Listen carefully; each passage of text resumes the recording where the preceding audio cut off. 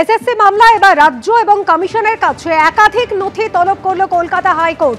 চাকরি বাতিল মামলায় সুপ্রিম কোর্টের কাছে রাজ্য এবং কমিশনের তরফ থেকে জমা দেওয়া নথি এবং হলফনামা তলব করল বিচারপতি সৌমেন সেনের ডিভিশন বেঞ্চ। সরাসরি চলে যাব সৌভিক মজুমদার, আমাদের প্রতিনিধি আরো জানাবেন এ বিষয়। সৌভিক, আদালত সূত্রে কি খবর?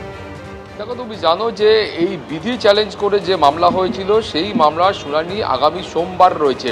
ফলত সেই মামলার ক্ষেত্রে মূল যে প্রয়োজনীয় বিষয় বা যে ডকুমেন্টগুলো প্রয়োজন রয়েছে বলে কলকাতা হাইকোর্ট মনে করছেন, সেইগুলোই কিন্তু আজকে সরকার এবং স্কুল সার্ভিস কমিশনের কাছ থেকে চেয়ে পাঠানো হয়েছে। এবং সেই নির্দেশে স্পষ্টত বলা হয়েছে যে এই 26,000 চাকরি বাতিলের মামলা সেটা যখন সুপ্রিম কোর্টে বিচারাধীন ছিল, সেই সময় রাজ্য সরকার এবং স্কুল সার্ভিস কমিশনের পক্ষ থেকে যে ডকুমেন্ট এবং তার পাশাপাশি যে হলফনামা সেখানে পেশ করা হয়েছিল, তার প্রত্যেকটা আগামী সোমবারের মধ্যে কলকাতা হাইকোর্টের কাছেও পেশ করতে হবে এবং যার ভিত্তিতে এই মামলার বিচার প্রক্রিয়া এগোবে। এখন তুমি জানো যে মূল যে অভিযোগ ছিল এই মামলায় এবং যে অভিযোগের ভিত্তিতে এই মামলা কলকাতা হাইকোর্টে ফের দায়ের হয়, সেখানে অভিযোগ এটাই করা হয়েছিল যে 2025 সালের নতুন যে বিধি আনা হয়েছে সেই বিধিকে তারা চ্যালেঞ্জ করছেন এবং তারা বলছেন যে নতুন যে নিয়োগ প্রক্রিয়া হবে সেই নিয়োগ প্রক্রিয়া 2016 সালের বিধি অনুযায়ী হওয়া উচিত ছিল, কিন্তু স্কুল সার্ভিস কমিশনের তরফ থেকে সেই নিয়োগ প্রক্রিয়াকে নতুন যে বিধি 2025 সালের রয়েছে সেই বিধিতে করবার জন্য তারা চেষ্টা করছেন।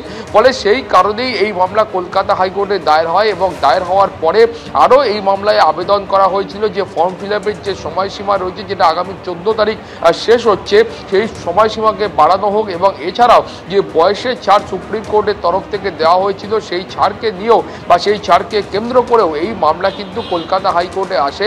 ফলে সব মিলিয়ে মূল যে মামলার একাধিক বিষয় রয়েছে তার শুনানি আগামী সোমবার হবে। তুমি জানো গতকালই কলকাতা হাইকোর্টের তরফে যে নির্দেশ দেওয়া হয়েছে সেই নির্দেশে এই মামলার একটা অংশ যে যোগ্য অযোগ্য একেবারে যারা চিহ্নিত অযোগ্য রয়েছেন তারা এই মামলায় বসতে এই পরীক্ষায় বসতে পারবেন কিনা সেটা গতকাল কলকাতা হাইকোর্টের ডিভিশন বেঞ্চ খুব স্পষ্ট করে বলে দিয়েছে যে চিহ্নিত অযোগ্যরা এই নিয়োগ প্রক্রিয়া অংশগ্রহণ করতে পারবেন না। কিন্তু এই মামলার অন্যান্য যে বিষয়বস্তু ছিল সেগুলোর যে বিচার প্রক্রিয়া সেটা আগামী সোমবার হবে। ফলে সোমবারের মধ্যে সরকারকে এবং কমিশনকে একই সঙ্গে উত্তর দিতে হবে যে এই যে নিয়োগ বিধি 2025 সালের রয়েছে সেই বিধিকে চ্যালেঞ্জ করে যেখানে যেখানে এই মামলাকারীরা আপত্তি জানাচ্ছেন তার ভিত্তিতে সরকারের এবং কমিশনের কি বক্তব্য রয়েছে সেই অবস্থানই কিন্তু আগামী সোমবার স্পষ্ট করতে হবে। ধন্যবাদ সৌভিক। স্কুল অফ ট্রপিক্যাল মেডিসিনে বিভাগীয় প্রধানকে হুমকি কাঞ্চন মল্লিকের। সরকারি হাসপাতালে এবার কালো ব্যাচ পরে ডিউটি চিকিৎসক এবং নার্সদের। গতকাল উত্তরপাড়া তৃণমূল বিধায়ক তার বিরুদ্ধে অভিযোগ ওঠে তিনি চিকিৎসককে হুমকি দিয়েছেন।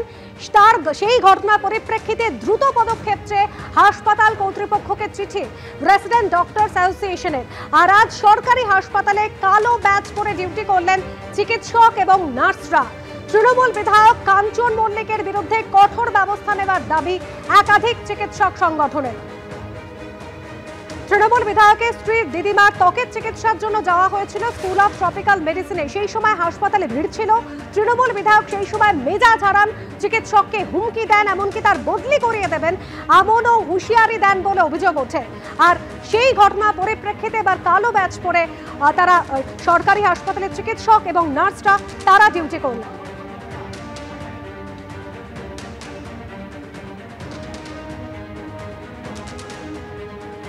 আর কাঞ্চন মল্লিকের পত্নী শ্রীময়ী তিনি এবার এই গোটা ঘটনা সম্পর্কে মুখ খুলেছেন।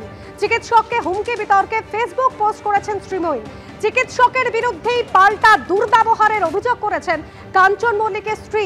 তিনি বলছেন, বৃদ্ধাকে নিয়ে চিকিৎসা করাতে গিয়েছি, দাদাগিরি করতে যায়নি, উনি আমাদের হ্যারাস করেন, নিজেই ইনিয়ে বিনিয়ে গল্প করেছেন। ফেসবুকে পোস্ট করেছেন, অভিযোগ জানিয়েছেন শ্রীময়ী। কাঞ্চনা যখন বললো আপনি এত উত্তেজিত হয়ে পড়ছেন কেন, আপনি কোনো রিস্টার? হ্যাঁ, আমি দিনে 2000 টাকা করে পেশেন্ট দেখি, এটা তো ওনার ডিউটির মধ্যে পড়ে। মিথ্যে কথা বলে ক্যামেরার সামনে অভিনয় করে প্রেসের কাছে কথা বলছেন। এবং সর্বোপরি বলবো যে সমস্ত জুনিয়র ডাক্তাররা এখন কথা বলছেন তারা কোথায় ছিলেন? চিকিৎসকের মেন্টাল প্রবলেম যে উনি চিৎকার চেঁচামেচি করবেন, উনি কোন পরিস্থিতি থেকে কথাগুলো বলছেন আই ডোন্ট নো, আমার জানার প্রয়োজনও নেই।